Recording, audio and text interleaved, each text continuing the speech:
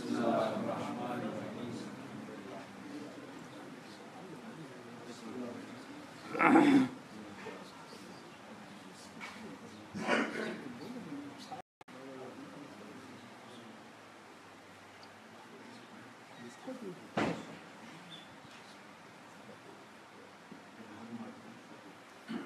باللہ من الشیطان الرجیم بسم اللہ الرحمن الرحیم وفوض امری واللہ ان اللہ بصیر بالعباد رب اشرح لي صدری ویسر لي امری واحلل عقدۃ من لسانی یفقهوا قولی الحمد للہ رب العالمین بارئ الخلائق اجمعین باعث الانبیاء والمرسلین والصلاة والسلام علی خیر خلقہ وسید رسولہ اشرف الانبیاء والمرسلین خاتم النبیین ورحمت للعالمین مولانا و حادینا و مولا الثقلین جد الحسنین ابی القاسم محمد اللہم صلی علی محمد و آل محمد وعجل فرجهم وعلى اہل بیتہ الطیبین الطاہرین لا سیما بقیت اللہ فی العراضین روحی و ارواح العالمین لقراب مقدم الفدا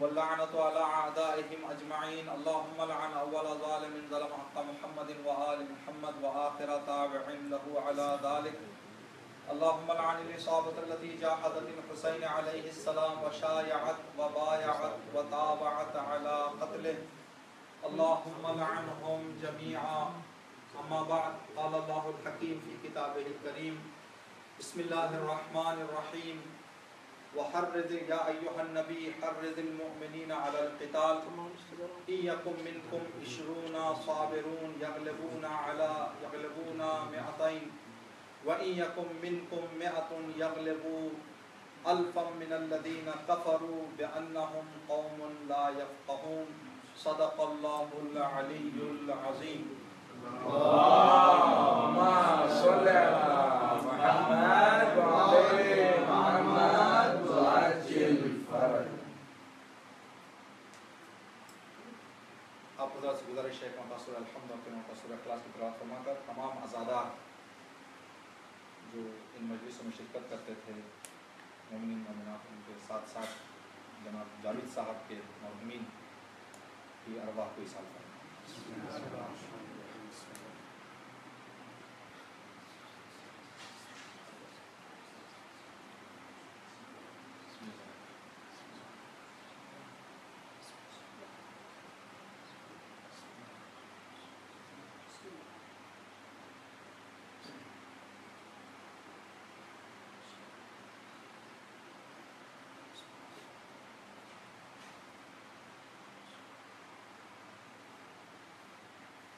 خوشنودی امام زمانہ باواز بلند سلوات اللہم صلی علی محمد و آل محمد وعجل فرجهم. محرم و حرام کی 5ویں تاریخ ہے. 4 محرم تک ہم نے جو بھی عزاداری اور مجلسیں سید الشہداء کے غم میں شرکت کی یا منعقد کی ہم نے پروردگار عالم بحق سید الشہداء بحق فرزندان حضرت زینب سلام اللہ علیہا ان مجالس کو اور ہمارے اس مجلس کو اپنی بارگاہ میں قبول فرمائے. اتنا صلوات پڑھیں محمد و آل اللہم صلی علی محمد و آل محمد وعجل فرجهم. مکان کاروباری ہے، دعا ہے بحق فرزندان حضرت زینب سلام اللہ علیہا پروردگارہ ہم سب کو غم حسین کرنے کے لیے دنیا کے مال سے مالا مال فرما. ہمارے کاروبار میں برکت عنایت فرما. پروردگار تیری منظور اور تیری رضایت پر زندگی کرنے کی توفیق عنایت فرما.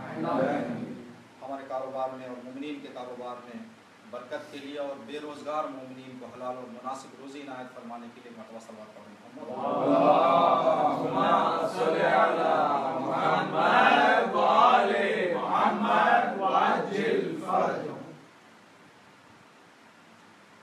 ہم نے جس آیت شریفہ کو آپ کی خدمت میں تلاوت فرمایا سورہ انفال کی آیت نمبر 65 ہے، جس میں پروردگار عالم ارشاد فرما رہا ہے یا ایھا النبی، اے نبی حرض المؤمنین علی القتال، مؤمنین کو جنگ کا شوق دلاؤ. اے نبی مؤمنین کو جنگ کا شوق دلاؤ. اور یہ بات ان کے سامنے اعلان کر دو، خدا کی طرف سے یہ بات تم پہنچا دو، اِن یکم منکم 20 صابرون یغلبوا 200. اور یہ پیغام پہنچا دو کہ اگر مؤمنین ایمان کے ساتھ صبر کا دامن تھامے رہیں تو 20 مومن 200 کافر پر بھاری آئیں. وَإِن يَكُن مِّنْهُمْ 100 يَغْلِبُوا 1000. اور اگر یہی دو چیزوں کو اپنے ساتھ رکھتے ہوئے ایمان اور صبر کو 100 مومن میدان میں رہیں گے تو 1000 پر بھاری رہیں گے. من الذین کفروا، اگر مد مقابل کافر ہو، بِأَنَّهُمْ قَوْمٌ لَا يَفْقَهُونَ، اس لیے کہ ان کے پاس سمجھداری نہیں ہے. مومن جنگ میں آتا ہے تو یہ بھی معلوم ہے کہ میں کیوں آیا ہوں، یہ بھی معلوم ہے کہ مجھے کیا کرنا ہے، اس کا بھی علم ہے کہ کیا ملے گا. کافر جو میدان میں آیا ہے اس کو یہ بھی نہیں معلوم کہ کس لیے آیا ہے، یہ بھی نہیں معلوم کہ کیا کرنا ہے، یہ بھی نہیں معلوم کہ کیا ملے گا. اس لیے کہ اگر یہ 3 چیزوں کا علم اگر ہو جائے تو میدان سے بھاگتے نہیں، رکتے ہیں. میدان سے بھاگنا بتا رہا ہے کہ ان کو سمجھ نہیں ہے. سمجھ جس چیز کی آ جائے وہاں پر آدمی فرار نہیں کرتا. یہ آیت شریفہ آج کی اس مجلس کے لیے جناب اون محمد کا تذکرہ کرنے کے لیے ہم نے انتخاب کیا ہے. جناب اون محمد تک پہنچنے کے لیے ایک مقدمہ ضروری ہے.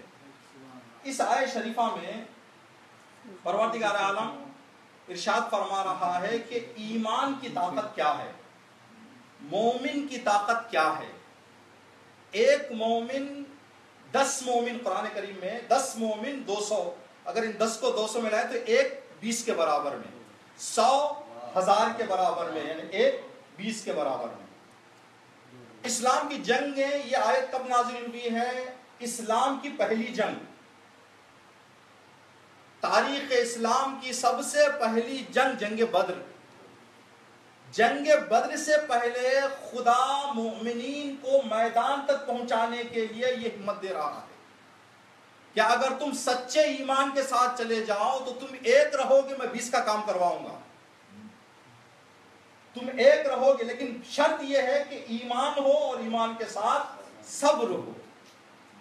اسلامی جنگوں کو ہم دیکھیں، 4-5 جنگیں آپ کی خدمت میں اسے تعداد بتاتا ہوں کہ کتنے مومنین اور کتنے کافر تھے، اور اس کے ساتھ ایک مسئلے کو جوڑنا ہے. جنگ بدر جو پہلی جنگ ہے اسلام کی، مومنین کی تعداد 313، کفار کی تعداد 1000، 313,000. خدا کی آیت کے بقول 313 مومن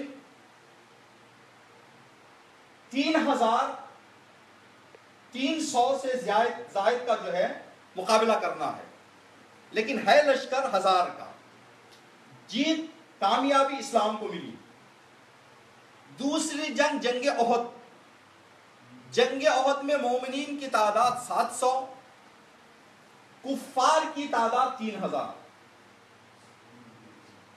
ایک نادانی میں اسلام کو شکست ہوئی. تیسری جنگ، جنگ خیبر، جنگ خندق. جنگ خندق میں مسلمانوں کی تعداد 3,000، کفار کی تعداد 10,000. جنگ موتا میں مسلمانوں کی تعداد 10,000، کفار کی تعداد 1,00,000. کفار کی تعداد 1,00,000. کربلا میں اسلام کی تعداد 72 جو میدان میں آئے، کفار کی تعداد کم از کم 30,000. 1,00,000 بھی بتایا گیا، جیسے ابھی آپ نے مرثی میں سنا. نوح میں مرزا انیس اور دبیر نے 9,00,000 کا بھی لشکر جو ہے لکھا ہے، لیکن کم از کم جو اس سے کم جو تعداد نہیں لکھی گئی 30,000. 72 کے مقابل میں 30,000. تو یہاں پر جس بات کی طرف ہم کو توجہ کرنا ہے، کربلا کی تاریخ کو علماء نے کربلا کے واقعے کو 3 نگاہ سے دیکھا۔ ایک نگاہ یہ تھی کہ کربلا کیوں پیش آئی، ایک نگاہ یہ کہ کربلا کے بعد کیا نتیجہ ملا، ایک نگاہ یہ کہ کربلا میں کیا ہوا، کیا ہوا کہ کربلا پیش آئی، کربلا کا نتیجہ کیا ہوا، کربلا میں کیا ہوا۔ اس بات کو آپ ذہن میں رکھیں جو تعداد ہم نے بتایا آپ کی خدمت میں، کربلا سے پہلے نگاہ ڈالتے ہوئے اور محققین نے پورے کربلا تک آنے کا اور کربلا پیش آنے کے نتیجے کو ایک جملے میں خلاصہ کر دیا کہ کیا ہوا کہ کربلا پیش آئی۔ تو سب علماء کہتے ہیں کہ غدیر کا انکار کربلا کا مقدمہ تھا۔ ادھر غدیر کا انکار ہوا، ادھر کربلا وجود میں آئی۔ کیوں غدیر انکار کی گئی؟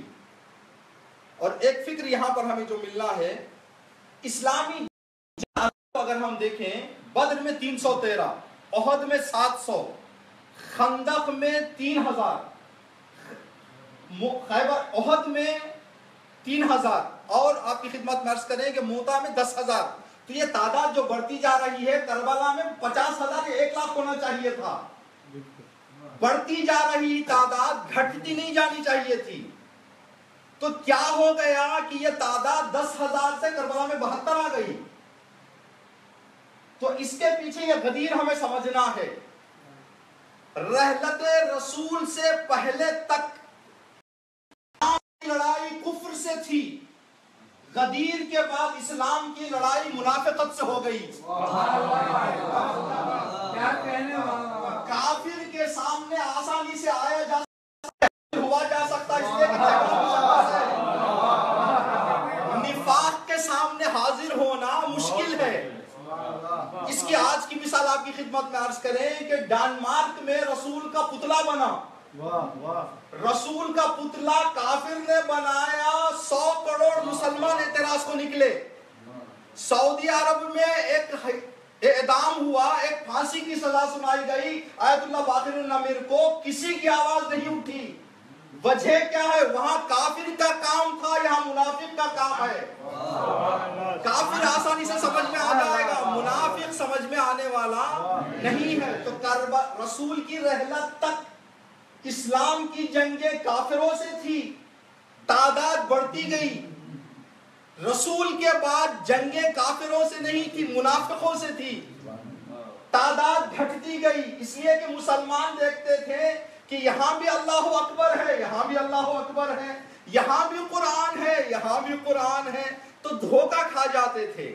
تو کربلا کی علت اور پیش آنے کا جو خلاصہ علماء نے بیان کیا وہ یہ کہ غدیر کا انکار، اللہ اکبر۔ آج جن بچوں کا تذکرہ ہے، ان بچوں کی سمجھداری کا اندازہ ان کی ماں کی عظمت سے پتہ چلتا ہے کہ ماں کیسی تھی۔ جناب زینب سلام اللہ علیہا نے کربلا میں کچھ جملے کہے، یہ جملے آج کے زمانے کا جواب ہے، اس زمانے کے جواب آج کا سوال ہے۔ یہ قرآنی کردار ہے، قرآن سوال کے بعد جواب نہیں دیتا، جواب پہلے دیتا ہے، سوال بعد آتا ہے۔ یہ عالمہ معلمہ نے کیا۔ آج مسلمان ہم سے سوال کرتے ہیں اور ایک اشکال کرتے ہیں کہ کربلا میں شیعوں نے قتل کیا اور شیعوں نے شیعہ آنسو بہا رہے ہیں۔ یہ سوال آج ہو رہا ہے، زینب نے جواب کربلا میں دیا۔ جب امام حسین علیہ السلام کے سر کو ذبح کرنے کے لیے شمر بیٹھا سینے پہ، تو جناب زینب نے یزیدی لشکر کے طرف خطاب کرتے ہوئے فرمایا، افیکم مسلم، افیکم مسلم، کیا تم میں کوئی مسلمان ہے؟ تم شیعہ ہونے کی بات کر رہے ہو، شیعہ ہونا اسلام کے بعد ہے۔ اسلام کے جو لا الہ الا اللہ محمد رسول اللہ کے بعد علی ولی اللہ کہے وہ شیعہ ہوتا ہے، محمد رسول اللہ رہنے تک جو رہ جائے وہ مسلمان ہے۔ جناب زینب سوال کر، یہ جواب خطاب کر کے فرما رہی ہیں، تمہارا سوال جو ہوگا کہ شیعوں نے قتل کیا، شیعہ تو دور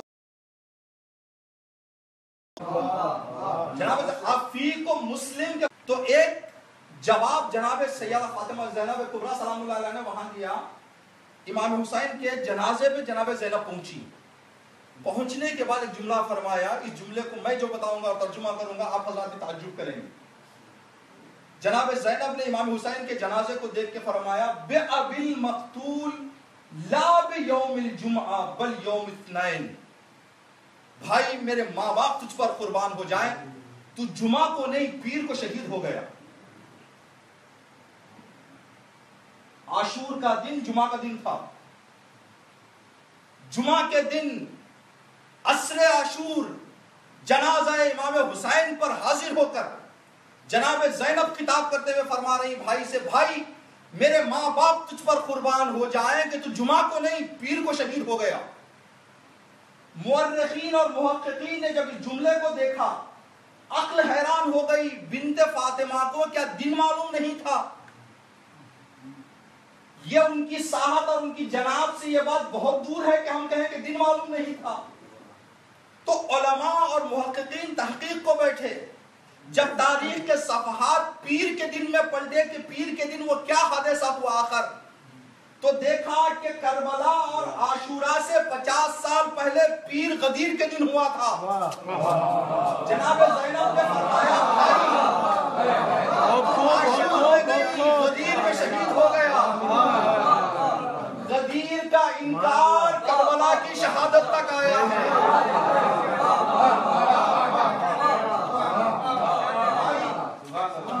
جمعہ کو نہیں پیر کو شہید ہو گیا. یہ کہتے ہیں اس کو بصیرت. ہم لوگ جو حادثات دیکھتے ہیں حادثات کو نہیں, حادثات کی علت کو دیکھتے ہیں. سبحان اللہ, سبحان اللہ, سبحان اللہ.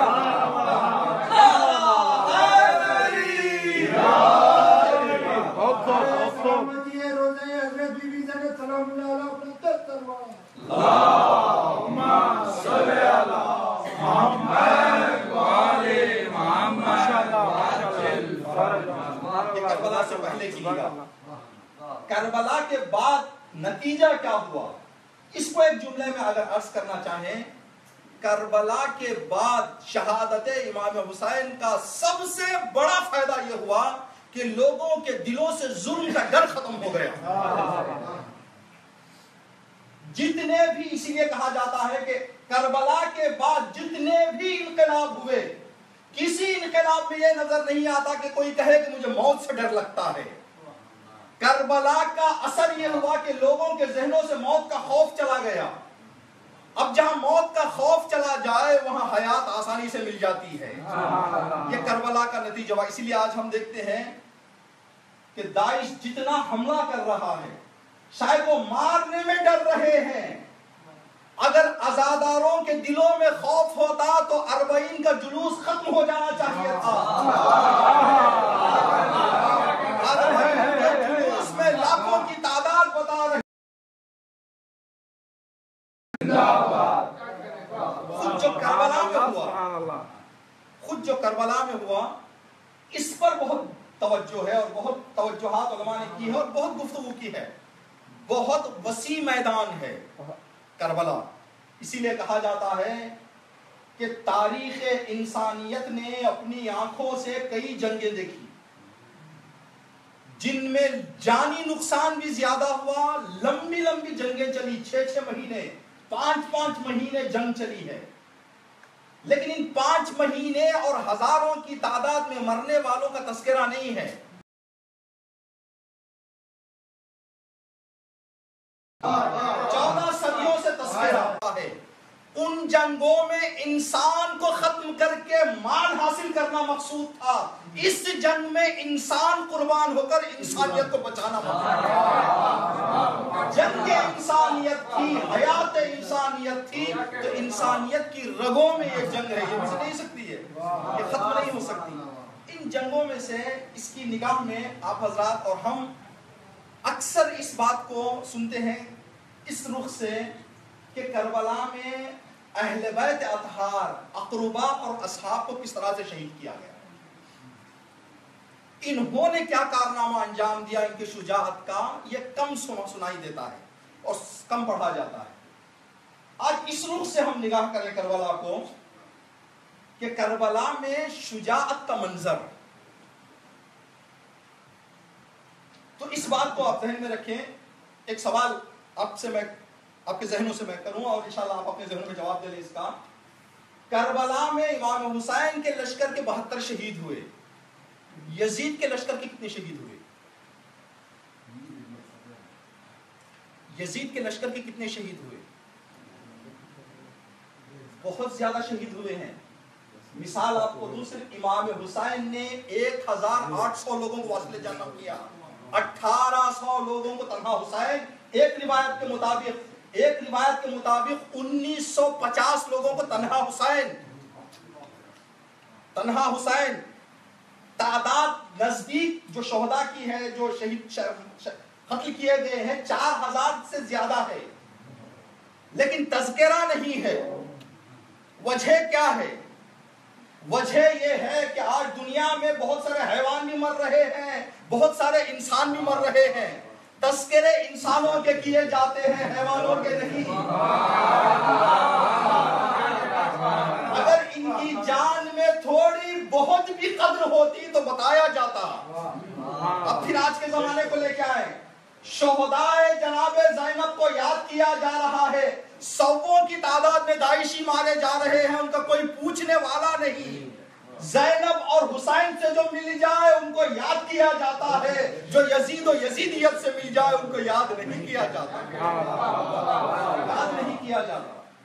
4000 کے نزدیک.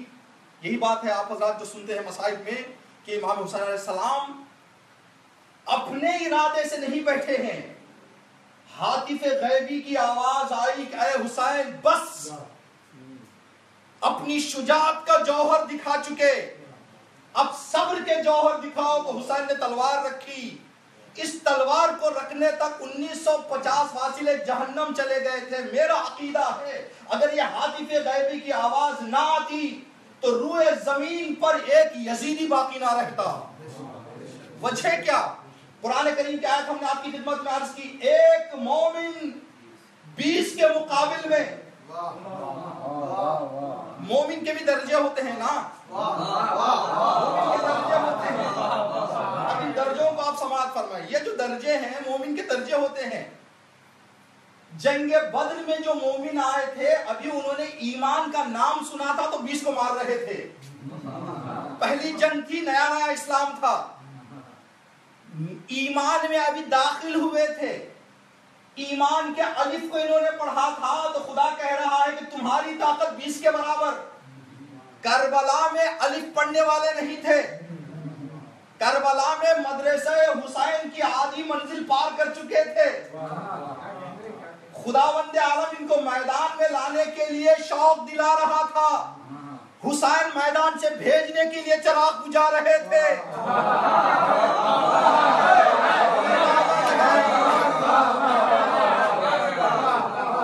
خدا کہہ رہا ہے شوق دلاؤ تاکہ میدان میں آئے. حسین چراغ بجھا کے کہہ رہے چلے جاؤ. تو عزیزان گرامی، یہ جو لشکر ہے امام حسین علیہ السلام کا، اس کی ایک مثال آپ کی خدمت میں عرض کریں. جناب حر ابن یزید ریاحی 80 لوگوں کو واصل جہنم کیے ہیں. 80 لوگوں کو. بدر کے جو مومنین تھے، خدا کہہ رہا ہے بدر کے مومنین کی طاقت 1 کا 20. 4 بدلی ڈالے تو 1 حر بنتا ہے. اور حر بھی ابھی ابھی آیا تھا. ابھی ابھی آنے والے حر کے ایمان کی یہ طاقت ہو جو حسین کے ساتھ مدینے سے چلے ہیں. کبھی کبھی ہمارے ذہن میں سوال ہوتا ہے کہ یزید کو کیا معلوم نہیں تھا کہ کتنا لشکر آیا ہے؟ منٹ منٹ کی خبر یزید کو پہنچ رہی تھی اور ابن زیاد کو پہنچ رہی تھی. ہزاروں پہ ہزاروں، لشکر پہ لشکر، لشکر پہ لشکر، لشکر پہ لشکر بھیجا جا رہا ہے. یزید ایک نگاہ سے کچھ جانتا تھا. وہ چیز جو تھی وہ حسین ابن علی اور ان کے لشکر کی طاقت تھی. اگر اس طاقت کو استعمال کر لے تو 30,000 بھی کم پڑے گا، یہ معلوم تھا، اس لیے بھیجا. ورنہ ہم نے کئی مرتبہ اس بات کو عرض کیا ہے، کیلکولیشن اعتبار سے آپ ڈیوائڈ کریں 72 کو 30,000، ان کو اگر ڈیوائڈ کریں تقریباً 400 سے زائد سپاہی ایک امام حسین علیہ السلام کے لشکر کے شہید کے مقابل میں 400 سے زیادہ وہ بھی اس لشکر میں جناب اصغر کو بھی اگر ملائے تو جناب اصغر کے مقابل میں 400، اون محمد ہر ایک کے مقابل میں 400، حبیب کے مقابل میں 400 سے زیادہ. تو یہ تھا جناب حر 80، جناب علی اکبر 200. پانی مانگنے کے لیے جب آئے تھے اپنے بابا سے، اس سے پہلے 120 لوگوں کو واصل جہنم کیا. جب پانی کے بغیر گئے تو پھر 80 لوگوں کو واصل جہنم کیا، کل ملا کر 200. تو پھر بدر سے مقایسہ کریں، بدر کا ایک مومن اگر علی اکبر کا مقابلہ کرنا ہو تو بدر کے 10 حسین کا ایک اکبر ہوتا، وہ بھی کم ہے. کیوں کم ہے اس کی میں مثال آپ کی خدمت درج کرتا ہوں. صلوات پڑھ محمد و آل محمد.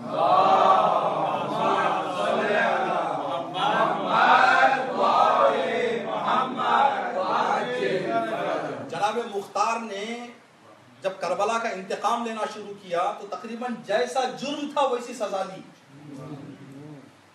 پوچھتے تھے جناب مختار کہ یہ بتا کہ تو نے کیا کیا. جب وہ اپنا جرم بتاتا تو جرم کے متعلق جرم کے برابر سزا ملتی. اگر کوئی کہتا کہ میں نے تیر چلایا تو جناب مختار نے ہرملا کو جو سزا دی، ہرملا کو ایک جگہ کھڑا کرنے کے بعد لشکر سے کہا کہ تیر برساؤ اس پر. اس نے کہا کہ میں نے تیر چلایا تھا 3 تیر، ایک جناب مشک سکینہ پر، ایک جناب عسکر کے گلے پر اور ایک امام حسین کی پیشانی پر. تو جناب مختار نے کہا تھا کہ ہرملا کو کھڑا کرنے کے بعد تیر کی بارش کرو. تیر برسائے تھے. مختار کے ہاتھ میں ابن زیاد اور ابن زیاد کا 18 سال کا بیٹا ملا. مختار نے دونوں کے سر قلم کیے. دونوں کے سر قلم کرنے کے بعد سروں کو چوتھے امام کے پاس پہنچایا اور ایک کاغذ لکھا تھا کہ مولا یہ ابن زیاد اور اس کے بیٹے کا سر ہے، ضعیف باپ اور جوان بیٹے کا سر ہے. ضعیف باپ کا سر حسین کے مقابلے میں، جوان بیٹے کا سر اکبر کے مقابلے میں. سر لے کر جناب مختار کا قاصد پہنچائے چوتھے امام کی خدمت میں. امام کے پاس سروں کو رکھ کے پرچی خدمت میں پیش کی. تو امام نے سروں کو دیکھ کر شکر خدا کیا، دشمنوں کا انتقام لیا گیا ہے. پرچی کو دیکھ کر فرمایا کہ مختار نے ہم کو پہچانا نہیں. مولا کیا بات ہے؟ تو امام نے فرمایا کہ یہ جو مختار نے لکھا ہے کہ اکبر کے سر کے مقابل میں ابن زیاد کے بیٹے کا سر، میں کہتا ہوں اگر پوری دنیا سے سارے امویوں کا سر لا کے رکھ دیا جائے تو اکبر کے سر کی برابر نہیں ہو سکتی. یہ ہے عظمت جناب اکبر اور یہ طاقت. تو جناب اکبر نے 200 لوگوں تو کل ملا کر 4000 دشمنان اہل بیت کربلا میں واصل جہنم ہوئے. 4000 لوگ مرنا، 4000 لوگوں کا واصل جہنم ہونا، 30,000 کے لشکر سے مقابلہ کرنا، یہ شاید سننے میں آسان ہو، میدان میں کھڑے ہونے بڑی مشکل ہے. شہید چمران ایران اور عراق کی جنگ میں شہید ہوئے ہیں. ان کا خوبصورت جملہ ہے کہ جنگ شروع ہونے سے پہلے سب اپنے آپ کو بہادر کہتے ہیں، لیکن اصل بہادری کا پتہ اس وقت چلتا ہے جب جنگ شروع ہو جائے. باتوں میں اور کرنے میں بڑا فرق ہے. شروع ہونے سے پہلے باتیں ہیں، شروع ہو جائے تو میدان میں جانا ہے اور حاضر ہونا ہے.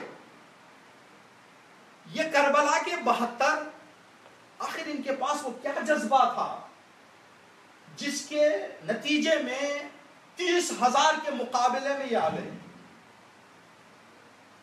اس کے کچھ نشانیاں تاریخ نے بتائی ہیں. ان میں سے ایک ہم لوگ مرثیہ جناب اکبر کا سلام ہے یا نوحہ، اس میں پڑھتے ہیں، یہ رن میں رجس پڑھتے تھے ہم شکل پیغمبر، اکبر ہوں میں اکبر. رجز ابھی ہمارا گفتگو کا جو موضوع ہے گفتگو وہ جناب اون محمد کی رجز ہے. جناب اون محمد نے کیا رجز پڑھی؟ رجز کیا ہے پہلے اس کو سنیں. رجز کہتے ہیں جنگ میں جاتے وقت ایسے جملات کو کہے کہ جس کو سن کر سامنے والے کا دل ڈر جائے، اس کو کہتے ہیں رجس۔ سامنے والا جو دشمن ہے، دشمن کا دل گھبرا جائے، خوف کھا جائے۔ اور یہ اصول ہے کہ دونوں جو سپاہی آتے ہیں دونوں رجس پڑھتے ہیں۔ ادھر سے آنے والا بھی سامنے والے کو ڈرانا چاہتا ہے، ہیبت ڈالنا چاہتا ہے، ادھر والا بھی ڈالنا چاہتا ہے۔ لیکن کل سے جب سے ہم نے موضوع کو اپنے ذہن میں سوچا، جتنا بھی ہم نے تلاش کی، یزیدی لشکر کی ایک رجز نہیں ملی، ایک رجز نہیں ملی یزیدی لشکر کی۔ اور امام حسین کے لشکر میں جتنے بولنے والے تھے سب نے رجز پڑھی ہے سوائے علی اصغر کے، سوائے جناب علی اصغر کے ہر ایک نے رجز پڑھی ہے۔ اور ایک بڑا موضوع ہے، انشاءاللہ کبھی سنیں علماء کی زبانی اس موضوع کو، کہ کربلا کے شہیدوں کی رجز کس نے کیا کیا پڑھی ہے۔ تو رجز کا معنی یہ ہے کہ اپنے آپ کو اتنا اونچا بتا دو کہ سامنے والا دیکھ کر اپنے آپ کو بہت کمزور دیکھے، تصور کرے، تمہارا بڑپن اتنا بتا دو۔ اس لیے رجز میں اپنے خاندان کی طاقت اور اپنے جنگ میں حاضر ہونے کے مقصد کو بیان کیا جاتا ہے۔ خاندان کی طاقت، جنگ میں حاضر ہونے کا مقصد، یہ دو کو بتایا جاتا ہے جس کو سن کر سامنے والا دب جاتا ہے۔ تو کسی بھی سامنے والے کو دبانے کے لیے اس کے عیب بیان کرنے کی ضرورت نہیں ہے، اپنے اچھائیاں بیان کرو، خود دب جائے گا۔ وہ لوگ دوسروں کے عیب تلاش کرتے ہیں جن میں خود میں کوئی اچھائی نہیں ہے۔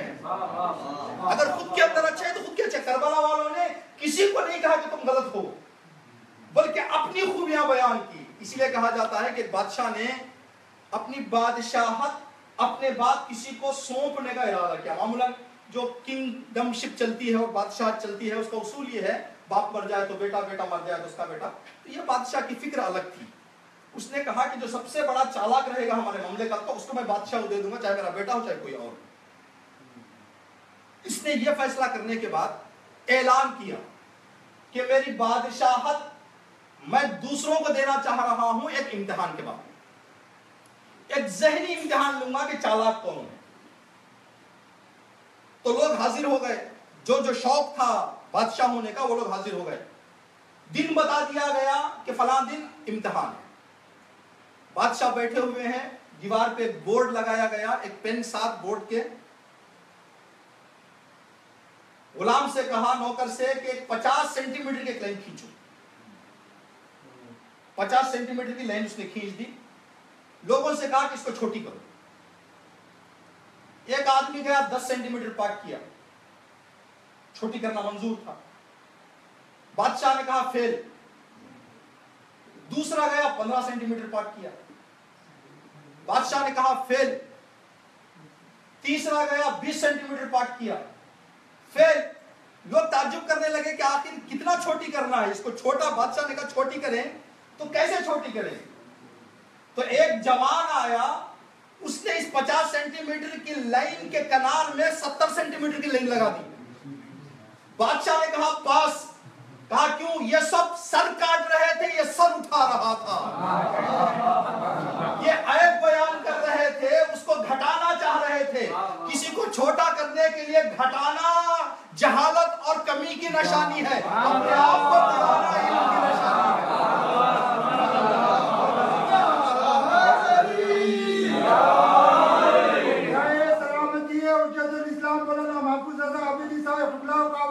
اور تمام حاضرین مجلس بلند تر سلوات۔ صلی علی محمد وآل محمد وعجل اللہ بہجت سے کسی نے سوال کیا کہ آقا عید الزہرا کا بہترین عمل کیا ہے؟ عید الزہرا ہم سب جانتے ہیں۔ تو آیت اللہ بہجت نے کہا کہ اگر مجھ سے پوچھ رہے ہو تو سنو، عید الزہرا کا بہترین عمل یہ ہے کہ فاطمہ کے فضائل بیان کرو۔ اس لیے کہ دشمن جس کو ہم لعنت کرنے جا رہے ہیں وہ فاطمہ کا پہلا دشمن ہے. فاطمہ کے ایک فضیلت اس کے دل پہ ایک برچی ہوگی. اگر تم اس کو گھٹانا چاہتے ہو تو فاطمہ کی فضیلت بیان کرو. تو یہ بہترین راستہ ہے. تو کربلا میں جو آئے رجس، جو اب اس رجس کی مثال میں بیان کروں گا مولا کائنات علی بن ابی طالب علیہ السلام کی، تاکہ ہم سمجھ جائیں اور کربلا کے رجزوں کی طرف آمادہ ہو کے چلیں. جنگ احد میں لشکر مقابل سے، کفار کے لشکر سے ایک سپاہی میدان میں آیا جس کا نام طلحہ ابن ابی طلحہ لکھا گیا ہے تاریخ میں. اس نے آنے کے بعد رجز پڑھی. ادھر سے رجز آ رہی، میں وہ ہوں جس کی آواز سن کر دل کانپ جاتے ہیں اور جس کو دیکھ کر پیر تھر تھراتے ہیں. یہ کون رجز پڑھ رہا ہے؟ مد مقابل مشرک رجز پڑھ رہا ہے. تمہارے پاس گھوڑے ہیں، تمہارے پاس گھوڑے ہیں، ہمارے پاس اونٹ ہیں. اے محمد، یہ تمہارا اور تمہارے ماننے والوں کا عقیدہ ہے کہ اگر تم مر جاؤ تو شہادت اور جنت، اگر ہم کو مار دو تو ہم جہنم. کوئی ہے جو خود جنت میں جائے یا مجھے جہنم میں پہنچائے؟ یہ کہا، کھڑا ہو گیا سامنے. مسلمانوں کی تعداد تھی 3000. کوئی نہیں اٹھا، کوئی آگے نہیں بڑھا. تو مولا کائنات آگے آئے. مولا کائنات نے رجس پڑھی.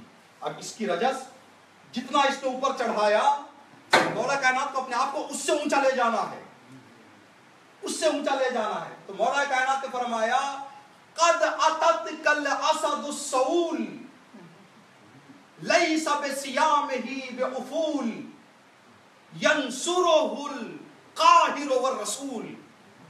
یہ مولا کائنات کی رجس. اچھل کر حملہ کرنے والا شیر آ گیا. اچھل کر حملہ کرنے والا شیر آ گیا جس کا نشانہ کبھی چوکتا نہیں ہے، جس کے پیچھے خدا اور رسول ہے. یہ مولا کائنات کی رجس. تو اس رجس میں اور اس رجس میں فرق دیکھیں. اس نے اپنی طاقت گھوڑے اور اونٹوں کو بیان کی. مولا کائنات نے اپنی طاقت خدا اور رسول کو بیان کی. جو خدا اور رسول سے دور ہو جاتے ہیں اتنے گر جاتے ہیں کہ حیوانات سے مدد مانگتے ہیں، حیوانات کا دامن تھامنے کے لیے مجبور ہو جاتے ہیں، حیوانات کے پاس جانے کے لیے مجبور. اس لیے کہا جاتا ہے ہمیں جتنا بھی خدا کا شکر کریں اس سے دین اور اس مذہب کے لیے بہت کم ہے. اس لیے کہ ہمارا سر اگر جھکتا ہے تو اس کے سامنے جھکتا ہے کہ جس کے سامنے ہر طرح کی عزت ہے. لوگوں کو تعجب ہوتا ہے آج کے اس ماڈرن زمانے میں، اس ترقی یافتہ دور میں لوگ پتھروں کے سامنے، حیوانات کے سامنے جب سر جھکاتے ہیں تو آدمی کو تعجب ہوتا ہے. کسی شاعر نے بہت دن پہلے ایک شعر کہا تھا بہت خوبصورت، اپنے ہاتھوں سے بنائے ہوئے پتھر کے صنم. صنم کہتے ہیں بت کو.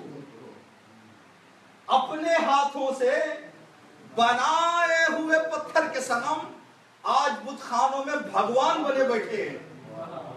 یہ آدمی جب خدا سے چھوٹتا ہے، اسی لیے کہا جاتا ہے کہ مولا کائنات کی خدمت میں کچھ لوگ آئے، آ کے کہنے لگے مولا نے کہا کہ بیعت کرو میرے ہاتھ میں. تو انہوں نے کہا کہ نہیں، ہم آپ کے ہاتھ میں بیعت نہیں کریں گے. حق سے جو نکلا باطل کی طرف جائے گا. مروان ابن حکم کے پاس گئے، اس زمانے کا گورنر. مروان ابن حکم کے پاس جب پہنچے تو مروان شراب کے نشے میں لیٹا ہوا تھا، نیند کا غلبہ تھا. یہ اس وقت پہنچے، مروان کو جگانے لگے کہ مروان ہم علی کے در سے آئے ہیں تیرے پاس بیعت کرنے کے لیے، ہاتھ بڑھاؤ. تو مروان نے لحاف سے پیر نکالا اور کہا کہ پیر پہ ہاتھ رکھ کے چلے جاؤ. ہو گئی بیعت. تو علماء کہتے ہیں جو حق کے ہاتھ میں ہاتھ نہ دے وہ باطل کے پیر پکڑنے پہ مجبور ہو جائے گا.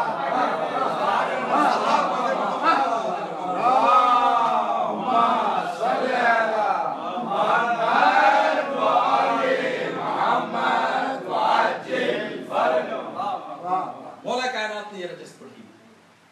کہ تیرے پاس اچھل اسد، یہ مشہور ہو گیا آج کل جو ہے گھوڑے کی جو اس کی شیر کی جو قسمیں بتاتے ہیں، غزم فر جب کس وقت کہتے ہیں، لیس کب کس وقت کہتے ہیں، اسد کس وقت کہتے ہیں. اسد اس وقت کہتے ہیں جب اچھل کر حملہ کرے شیر، اور جب سامنے والے شکاری کو چیر دے اس کو کہتے ہیں سعول. تو امام نے فرمایا قد اتت کل اسد السعول، تیرے پاس اچھل کر چیر دینے والا شیر آ گیا ہے. یہ رجز ہے جس کا اثر ہوتا ہے. اس کے بعد ظالم واصل جہنم ہو گیا. یہ آپ کی خدمت میں مثال. خدا سے جو مدد لے یہ اس کی حد ہوتی ہے، یہ انداز. آئے آپ آج کے موضوع پر، جناب اون محمد کی رجز.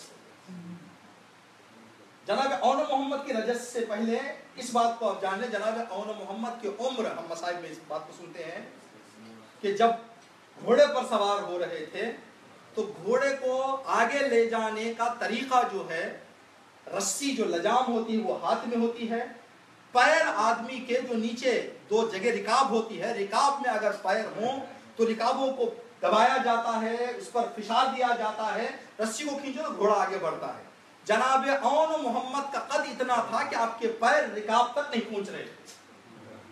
اب عمر کا اندازہ لگا لیں اس سے کہ کتنی عمر ہوگی، اس لیے کہ مختلف بتائی گئی ہے، لیکن یہ بات پکی ہے، معاملہ بتائی جاتی ہے. اس عمر کے بچے میدان میں گئے. جب میدان میں گئے تو جناب اون نے 50 گھوڑ سواروں کو اور 18 پیدل سپاہیوں کو واصل جہنم کیا. 50 گھوڑ سواروں کو، 18 پیدل سپاہیوں کو. جناب محمد نے 10 پیدل سپاہیوں کو واصل جہنم کیا. یعنی 2 بچے جناب زینب کے تقریباً 70-80 کفار اور مشرکین کو جو ہے واصل جہنم کیا. یہ کیا بات ہو گئی کہ جناب اون محمد کی شجاعت اور آپ کا میدان میں حاضر ہونے کا اندازہ کیا تھا. ایک بات تو پکی ہے، شاگرد تھے جناب عباس کی، تو جناب عباس کی شاگردی کا اثر. دوسرا جناب زینب کی پرورش. جناب زینب کی پرورش کون زینب؟ وہ زینب جس کی دعاؤں کا اثر اتنا ہے کہ امام کہہ رہے ہیں مجھے دعا کر بہن. جناب زینب سے جب امام حسین آخری گلے مل کر جا رہے تھے تو آہستہ سے کان میں ایک جملہ کہا، یا اختی لا تنسینی فی صلاتک اللیل، بہن نماز شب میں حسین کو دعا کرنا نہ بھولنا. یہ جناب زینب کی دعاؤں کا اثر ہے، جس کو امام کو جس پر یقین ہے. اب اس زینب کے بچے ہیں، ماں کی کتنی دعا رہی ہوگی بچوں کے ساتھ. تو جناب اون محمد جب میدان میں آئے تو تیسری وجہ اتنا ظالموں کو واصل جہنم کرنے کی آپ کی رجز ہے. رجز کو سن کر ظالم گھبرا گئے. اور یہ بھی تاریخی اعتبار سے ایک پکی بات ہے، جو بھی لشکر امام حسین سے، چاہے وہ چھوٹا ہو چاہے بڑا ہو، جو بھی گیا، لشکر یزید پیچھے بھاگا. کسی وقت ہم کو یہ نہیں ملتا، کسی جگہ پر یہ نہیں ملتا کہ امام حسین کے سپاہیوں میں سے کسی نے ایک قدم پیچھے رکھا ہو. لیکن وہاں میمنے پر حملہ ہو رہا ہے، میسرے پر حملہ ہو رہا ہے. جب بکھرے لوگ تب میمنہ اور میسرے کی بات ہے، یعنی لوگ بکھر جاتے تھے. وجہ کیا تھی؟ یعنی اس کی وجہ یہ کہ پہلے والے جو اصحاب آئے تھے، جناب حر پہلے ہی بار میں 80 لوگوں کو واصل جہنم کر دیا. تو لشکر یزید میں یہ ڈر بیٹھ گیا کہ جب پہلا ہی حملہ ایسا ہے تو آنے والے حملے کیسے ہوں گے. ایک طرف سے یہ ڈر بیٹھ گیا. دوسرا رجس تھا. جناب اون پہلے میدان میں گئے، بعض جگہ ہے کہ دونوں ساتھ گئے. رجس پہلے جناب اون نے پڑھی. جناب اون نے رجس پڑھی، ان تنکرونی فانا ابن جعفر شہید صدق فی الجنان الازہر یطیر فیہا بجناح الاخضر کفا بہا فخرا فی المحشر. اے ظالمو جان لو اگر نہیں جانتے، میں جعفر طیار کا بیٹا ہوں، میں جعفر طیار کا بیٹا ہوں جو سچائی کے راستے میں اپنی جان قربان کر چکا ہے،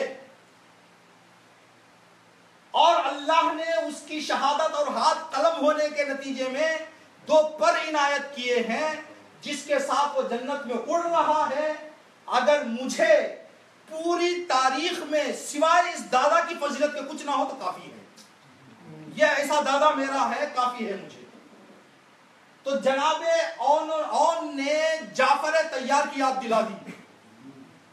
تاریخی اعتبار سے، ظاہری اعتبار سے جناب اون کس کے بیٹے ہیں؟ عبداللہ کے۔ کہنا چاہیے تھا کہ میں عبداللہ کا بیٹا ہوں، کہہ رہے ہیں میں جعفر طیار کا بیٹا ہوں۔ کیوں جناب اون نے یہ جملہ آ کے کہا؟ خیمے میں جناب زینب بھیجنے سے پہلے اپنے بچوں کو بڑوں کے کارنامے یاد دلا کے کہہ رہے ہیں بیٹا تو اس کا نہ پوتا ہے جس نے دین کے لیے ہاتھ دے دیے، غلط باطل کو تسلیم نہیں کیا۔ بیٹا دادا کو خوش کرنا، نانا کو خوش کرنا۔ جب یہ سن کر بچے آئے تو یہ جملہ آپ نے کہا۔ پھر دوسرا جو بند آپ نے فرمایا شہید و صدق، یہ وہ ہے جس نے حقیقت اور سچائی کے لیے اپنی جان دی ہے۔ یعنی ہمارا دادا بھی سچائی کے لیے جان دے رہا تھا، کل اس نے جان دی تھی، آج ہم بھی آئے ہیں تو سچائی کے لیے جان دینے آئے ہیں۔ 2 ہی چیز ہوتی ہے، ایک سچ ہو تو دوسرا جھوٹ ہوتا ہے۔ جناب اون نے رجس پڑھ کے بتائی کہ ہم سچے ہیں تم جھوٹے ہو، ہم حق پہ ہیں تم باطل پہ ہو۔ دوسری رجس جناب محمد نے پڑھی۔ جناب محمد کی رجس تقریباً آپ کو بھی بتانا چاہیے تھا کہ میں فلاں کا بیٹا ہوں، اپنا نسب بتاتے، لیکن بھائی نے بتا دیا تھا تو بھائی نے پھر کنٹینیو کیا، اس بات کو نہیں دہرایا جناب محمد نے۔ جناب محمد نے رجس بدلی اپنی، اشکو الی اللہ من العدوان قتال قوم فی الرجی عمیان بدلوا معالم القرآن ومحکم التنزیل والفرقان واظہار الکفر بالطغیان۔ اللہ اکبر۔ جناب اون اور محمد کے سن کو دیکھتے ہوئے اور اس طرح کے رجسوں کو جب سنا جائے تو پتہ چلتا ہے کہ تربیت کس اندازے کی ہوئی تھی، دین کی معرفت کس حد تک تھی۔ جناب محمد نے رجس پڑھتے ہوئے فرمایا میں اللہ سے شکایت کروں گا دشمنوں کی جو اندھی طور پر ہمارے مقابل میں آ گئے ہیں، جاہلانہ ہمارے مقابل پہ آئے ہیں، جنہوں نے قرآن کی تعلیمات کو بدل دیا ہے، تنزیل اور تعویل کو بدل دیا ہے، امام کے مقابلے میں آ کر اپنے کافر ہونے کا اعلان اور ثبوت بھی دے دیا ہے۔ تو جناب محمد نے بھی وہی کو کہا جو ماں نے کہا تھا۔ یہاں پر جناب محمد کی رجس سے ہمیں پتہ چل رہا ہے کہ امام وقت کے مقابل میں اگر کوئی جنگ کو آ سکتا ہے تو وہ کافر ہی آ سکتا ہے۔ جناب محمد نے رجس پڑھ کے فرمایا کہ تم یہاں پر حاضر ہو کر امام کے مقابلے میں آ کر اپنے کفر کا اعلان کر چکے ہو، اپنے کافر ہونے کا ثبوت دے چکے ہو۔ پھر یہیں سے یہ بات بھی پتہ چلتی ہے کہ جناب اون نے جو فرمایا اشکو الی اللہ، میں خدا سے شکایت کروں گا، یعنی آپ کو معلوم تھا کہ میں شہید ہونے جا رہا ہوں، میں شہید ہونے جا رہا ہوں۔ یہ جناب اون محمد کی رجز ہے جو تقریباً توضیح اور اس کو اگر اور صدق کا معنی، عدوان کا معنی، ایک ایک معنی پر اگر توجہ کی جائے، تقریباً ریسرچ کر رہے تھے ہم، 2-3 کتابیں بھی ملی لیکن وہ کتابیں نہیں، بس کتابیں لکھی گئی ہیں کربلا والوں کی رجس کی تشریح، کربلا والوں کی جناب ہر کی رجز ہے، جو کربلا والوں کی جو رجز ہے، اس کو آپ نے سنا تو صرف رجز سنا، اس کا معنی سمجھ، اس لیے کہ جان بوجھ کے میں اس بات کو عرض کر رہا ہوں کہ جناب ہر جو رجس پڑھیں گے اس لشکر اور اس لشکر کی بہترین پہچان کروائیں گے، اس لیے کہ حر آئے ہیں اور چلے گئے ہیں، حر آئے ہیں اور چلے گئے ہیں. انی انا الحر و مأوى الضیف اضرب اعناقکم بالسیف عن امام حل بعرض الخیف اقتلکم ولا ارى من حیف. جناب حر کی رجز ہے. جناب حر فرما رہے ہیں کہ میں حر ہوں، مہمان نواز ہوں. توجہ فرمائے جناب حر کے جملے کو، میں حر ہوں اور مہمان نواز ہوں. ہم معمولاً جو نوحے میں پڑھتے ہیں تو ہم امام حسین کی طرف سے کہتے ہیں کہ اے حر میں کروں کیا مہمانی، لیکن حر کہہ رہے ہیں کہ حسین مہمان ہے، میں میزبان ہوں. کوفے والوں سے خطاب کر کے کہے ظالموں، مہمان کو بلا کر تنہا چھوڑ رہے ہو. میں نے دیکھا، توجہ فرمائیں، میں نے دیکھا کہ قانون مہمانی اور مہمان نوازی دنیا میں ختم ہونے والا تھا اگر حر کی مہمان نوازی نہ ہوتی. اصول کو باقی رکھنے کے لیے حر آ گیا کہ تاریخ کہہ دیتی کہ حسین مہمان ہوئے تھے، ایک نے بھی مہمان نوازی نہیں کی. حر نے آ کے کہا کہ میں مہمان نواز ہوں، میں مہمانی کرنے کے لیے آیا ہوں. گرچہ دنیا کا اصول ہے کہ مہمان کے سامنے کچھ پیش کیا جاتا ہے، اس مہمانی کا تنہا اصول یہ ہے کہ میں مہمانی میں سر پیش کر رہا ہوں. آخری جملہ اس رجس کا جو آپ نے فرمایا کہ میں تم کو ماروں گا، تمہاری گردنیں کاٹوں گا. میرے تلوار کا تنہا نشانہ تمہاری گردنیں ہیں. میں تمہاری گردنیں کاٹوں گا امام کی نصرت میں، اور میں گردنیں کاٹتے ہوئے مجھے کچھ افسوس بھی نہیں ہوگا. معمولاً جب ایک انسان دوسرے انسان کا قتل کرتا ہے، یا قتل کی بات تو دور، علاج کے لیے بھی جب اس کا ہاتھ پیر کاٹتا ہے، آدمی کے دل میں جو ہے رحم آتا ہے، افسوس ہوتا ہے. جناب حر کہہ رہے ہیں کہ میں سروں کو کاٹوں گا اور افسوس بھی نہیں کروں گا. کیوں افسوس نہیں کریں گے جناب حر؟ قرآن کی آیت دلیل ہے. قرآن میں آیت ہے کہ اے انسان، اگر ترقی کے راستے پر صحیح سے نہ چلے تو تو حیوان تو دور، حیوان سے بھی پست ہو جائے گا. حیوان سے پستروں کو مارتے ہوئے انسان کو افسوس نہیں ہوتا. کبھی مچھر کو مارتے ہوئے انسان افسوس نہیں کرتا. تو جناب حر کی نگاہ میں یہ لوگ ان حیوانات سے بھی بدتر تھے جن کو رحم کر کے کاٹا جاتا ہے. اس طرح کی جنگ چھیڑنا اور اس طرح سے پیش آنا، یہ ان لوگوں کی پستی اور ان لوگوں کی گرنے کی نشانی ہے. جناب اون محمد رجز میں آپ نے اشارہ کر دیا کہ ہاں ہم شہید ہونے والے ہیں، ہم شہید ہونے والے ہیں. اہل بیت اطہار بہت ساری چیزوں کو کربلا کے بعد یاد کر کے روتے تھے، جن میں سے ایک چیز جو تھی 8ویں امام شبیب کہتے ہیں کہ میں محرم کی پہلی تاریخ کو 8ویں امام کے پاس گیا. امام نے مجھ سے سوال کیا کہ فرزند شبیب روزہ ہو؟ کہا مولا نہیں. کہا فرزند شبیب معلوم ہے آج کون سا دن ہے؟ کہا کہ مولا نہیں. کہا محرم کی پہلی تاریخ ہے. اے فرزند شبیب، محرم کا مہینہ وہ تھا جس مہینے میں جاہل لوگ بھی کسی کو قتل نہیں کرتے تھے، جہالت میں بھی کسی کو قتل نہیں کیا جاتا تھا، لیکن ہمارے خاندان کو برباد کر دیا، ہمارے خاندان کو شہید کر دیا.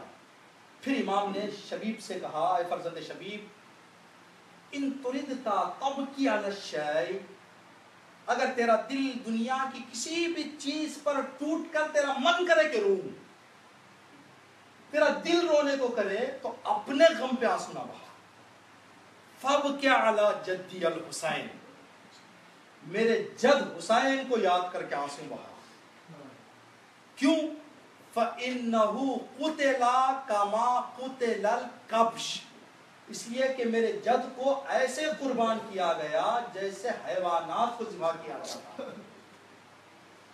رحم کی بات میں آپ کی خدمت میں عرض کر رہا ہوں، افسوس اور تڑپ کی بات میں آپ کی خدمت میں عرض کر رہا ہوں۔ 8 امام کا جو مسائل ہے، علماء سے سوال کیا گیا کہ کیوں امام نے بکروں کی مثال دی؟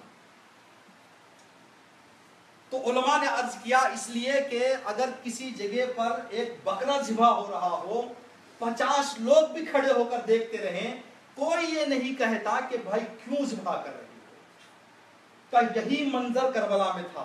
25,000 لوگ دیکھ رہے تھے کہ فاطمہ کا لال ذبح ہو رہا تھا، کسی نے نہیں کہا کہ الشبر کیوں، الشبر کیوں؟ یہ کربلا کی مصیبت ہے، رحم نہیں تھا لوگوں کے دلوں میں۔ یہ جو بچے 2 آئے میدان میں، اللہ اکبر اللہ اکبر، یہ جملہ ذہن میں آتا ہے ہمارے کہ جناب زینب کی زندگی کا جو کربلا میں ہم منظر دیکھتے ہیں کہ آپ مدینہ پہنچنے تک اکبر پہ روتی رہیں، قاسم پر روتی رہیں، لیکن اپنے بچوں پر زینب نے آنسو نہیں بہائے۔ یہ کون سی ماں ہے؟ اور آزادارو ایک جملہ آپ کی خدمت میں عرض کریں، مال قربان کرنا آسان ہے، اولاد قربان کرنا آسان ہے، غم قربان کرنا مشکل ہے۔ آپ ایک لمحے کے لیے تصور کریں کہ ایک طرف ہمارا کوئی چاہنے والا سامنے اس کا جنازہ پڑا ہوا ہو، ایک دوسرے کا جنازہ سامنے پڑا ہوا ہو، وہ کون سا انسان ہے جو اپنے کو چھوڑ دے اس پر روئے؟ زینب کی بچوں کی قربانی سے بڑی قربانی مدینے تک بچوں پر آنسو نہ بہانا۔ میرا دل کہتا ہے کہ جناب زینب ہم جیسوں سے خطاب کر کے کہتی ہے، میرے چاہنے والوں، میرے ماننے والوں، میرے بچوں پر میں آنسو نہیں بہایا تو تم اپنے طرف سے زینب کی طرف سے زینب کے بچوں پر آنسو بہانا۔ خدا کوئی غم نہ دے سوائے غم سید الشہداء کے۔ بچے آئے، کربلا پہنچے، جناب عبداللہ نے امام حسین سے ملایا تھا مدینے مکے میں کہ یبن رسول اللہ، اے فرزند رسول، یہ 2 بچے میری طرف سے آپ پر قربان ہونے کے لیے میں آپ کے حوالے کر رہا ہوں۔ جناب اون محمد آئے، شب عاشور لکھا جاتا ہے کہ جناب زینب دونوں بچوں کو اپنے سراہنے سامنے بٹھا کر بار بار بچوں کے سر پہ ہاتھ رکھتی تھی اور کہتی تھی بیٹا ماں کو خوش کرو گے نا، بیٹا ماں کا دل خوش کرو گے نا۔ بچے کہتے تھے کہ اماں ہم آپ پر قربان ہو جائیں گے، اماں آپ کو حکم تو فرمائے۔ بچوں کو کنگھی کرتی، بچوں کے زلفیں صاف کرتی، سورما لگاتی جناب زینب، بیٹا کب تم کو شہید ہونا ہے، ماموں پر قربان ہونا ہے، دیر نہ کرنا، کہیں ایسے نہ ہو کہ اکبر پہلے چلا جائے تم بعد میں چلے جاؤ، بیٹا مجھے شرمندہ نہ کرنا، بچوں مجھے خوش کرنا، مجھے خوش کرنا۔ یہ جملہ علماء اور ذاکرین پڑھتے ہیں کہ جناب زینب نے یہاں تک کہہ دیا کہ اگر ماں کا دودھ حلال کرنا ہے تو کل ماموں پہ جان قربان کرنا، ماموں پر جان قربان کرنا۔ بچے تیار ہوئے، میدان کی طرف آگے بڑھے۔ جب میدان کی طرف بچے آگے بڑھے تو 2 منظر ہم کو ملتے ہیں کربلا میں۔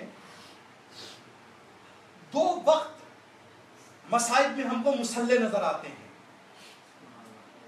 2 وقت مسلح نظر آتے ہیں۔ ایک وقت جناب زینب نے کہا کہ مسلح بچھاؤ، ایک وقت خود جناب زینب نے مسلح بچھا لیا۔ جب جناب زینب نے کہا کہ مسلح بچھاؤ، یہ اس وقت تھا جب اکبر میدان کو گئے تھے۔ جب اکبر میدان کو پہنچے تو در خیمہ پر حسین تھے، اندر زینب تھی۔ جناب زینب نے ام لیلہ سے کہا کہ ام لیلہ مسلح بچھا کر دعا کرو، ماں کی دعا بچوں کے حق میں جلدی قبول ہوتی ہے۔ جناب زینب کی نگاہ امام حسین کے چہرے پر، ام لیلہ کی نگاہ جناب زینب کے چہرے پر، زینب کے چہرے کا رنگ بدلتا تو ام لیلہ کہتی کہ اے سیدہ کیا بات ہے؟ تو جناب ام لیلہ کہ جناب زینب کہتی کہ ایک بہادر انسان آ گیا ہے، تمہارے بیٹے کے مقابل میں دعا کرو۔ جناب ام لیلہ ہاتھوں کو اٹھاتی، خدایا میرے اکبر کی خیر ہو، میرے اکبر کی خیر ہو، میرے اکبر کی خیر ہو۔ اللہ اکبر، یہ وہ مقام ہے جناب زینب نے مسلح بچھانے کا حکم دیا۔ جب اون محمد میدان کی طرف گئے، زینب نے خود مسلح بچھا لیا اور مسلح پر بیٹھ گئی۔ کا فضا در خیمہ پر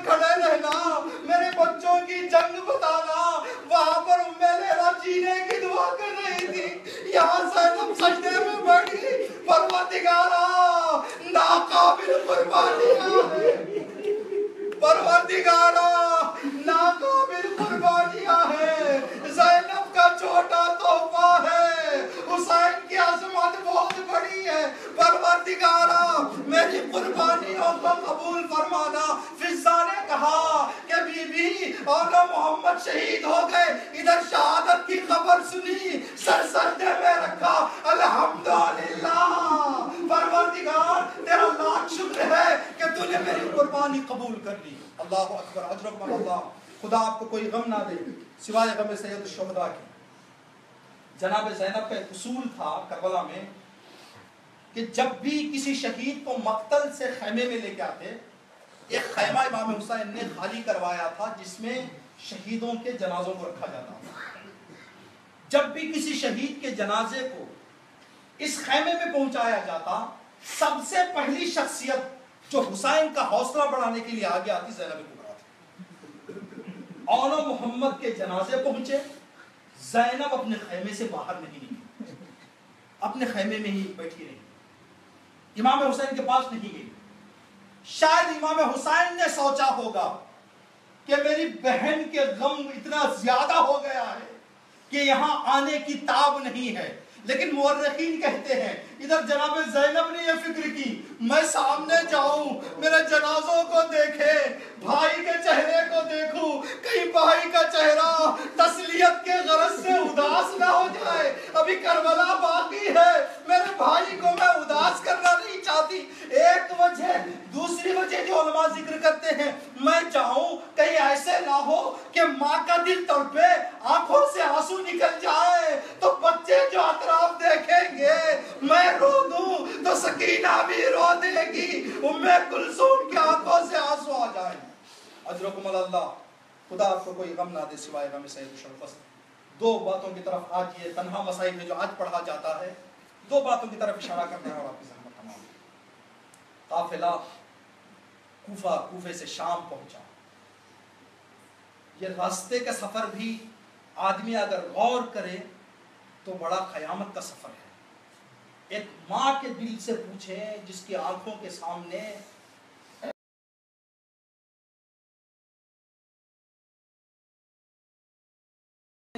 रिहाई की खबर मिली,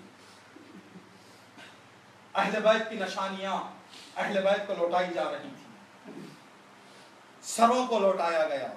अकबर का सर आया, ज़ैनब आगे बढ़ी, कासिम का सर आया, ज़ैनब आगे बढ़ी। जब सारे सर आ गए, दो छोटे सर आए।